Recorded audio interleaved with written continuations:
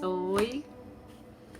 Esse é o segundo capítulo da terceira parte do livro de Rubem Alves, A Grande Arte de Ser Feliz, sobre coisas da alma. Capítulo de hoje, o título é Sobre o Inferno. Alguém me perguntou se eu acredito na existência do inferno, o lugar onde Deus aprisiona as almas condenadas por toda a eternidade em sofrimentos sem fim.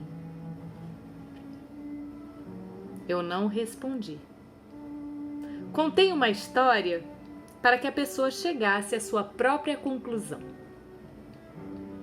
Era uma vez um velhinho simpático que morava numa casa cercada de jardins. O velhinho amava o seu jardim e cuidava dele pessoalmente.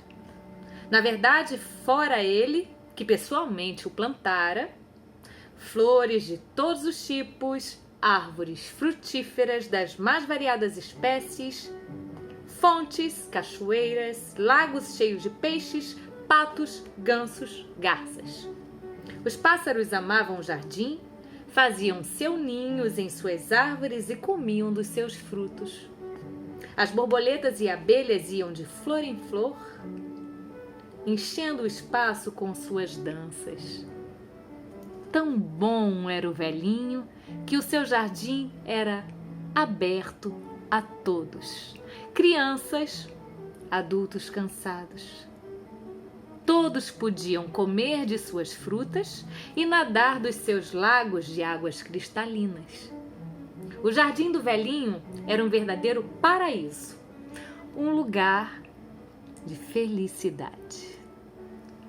O velhinho amava todas as criaturas e havia sempre um sorriso manso no seu rosto. Prestando-se um pouco de atenção, era possível ver que havia profundas cicatrizes nas mãos e nas pernas do velhinho.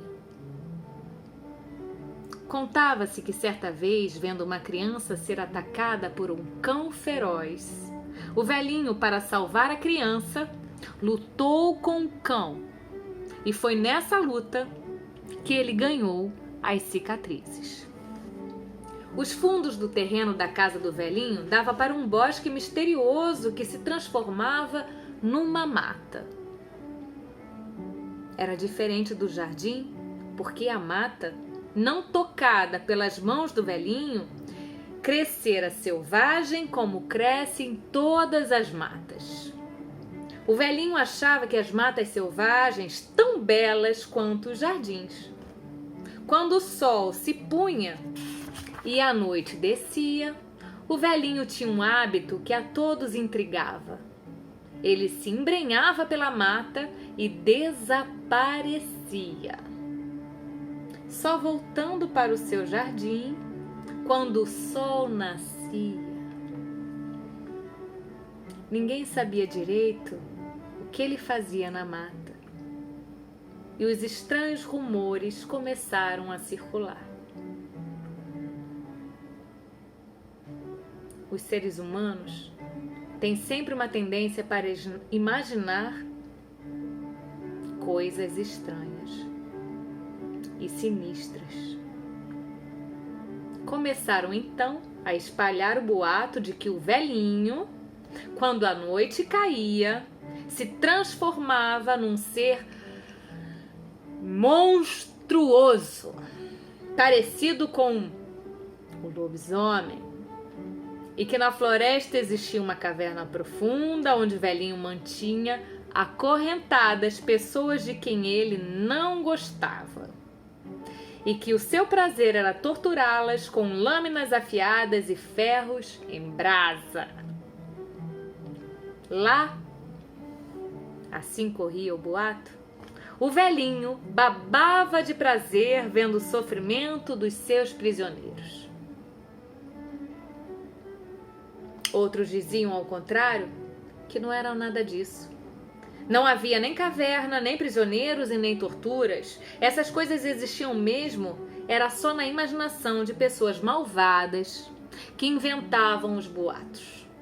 O que acontecia era que o velhinho era um místico que amava as florestas e entrava no seu escuro para ficar em silêncio, em comunhão com o mistério do universo. Você decide. Você decide em que versão acreditar. Note bem, ninguém jamais entrou na floresta escura. Tudo que há são fantasias de homens cruéis e vingativos. Fantasias de homens movidos pelo amor. Se você se decidir a acreditar que o velhinho tem uma câmara de torturas que lhe dá prazer, então você tende a acreditar também que ele é um monstro igual aos torturadores que brincam com crianças durante o dia e torturam pessoas indefesas durante a noite. Sua bondade diurna não passa de uma farsa. Você poderia? Diante de um velhinho assim, a gente sente horror, jamais amor. Quem acredita que Deus tem uma câmara de tortura eterna não pode amá-lo. Só pode temê-lo. Mas como Deus é amor, aquilo que é temido não pode ser Deus. Só pode ser diabo. Mas se você acreditar que a tal câmara de tortura não passa de uma invenção do coração malvado dos homens, então você amará o velhinho cada vez mais. Você entendeu? Essa história é uma parábola sobre Deus. Quem acredita no inferno está na realidade acreditando em coisas horrendas sobre Deus. A questão crucial, entretanto, nessa pergunta sobre a existência do inferno é: o que é que você pensa de Deus? Imagino que o velhinho deve ter chorado amargamente quando ficou sabendo dos boatos que os homens estavam espalhando sobre ele. Acho que Deus chora também quando os religiosos, que se dizem a seu serviço, espalham esses boatos de que ele se diverte com o sofrimento dos presos na sua câmara de torturas. Se o velhinho não fosse tão bom, acho que seriam esses que ele enviaria para uma temporada de curta duração no inferno, se ele existisse.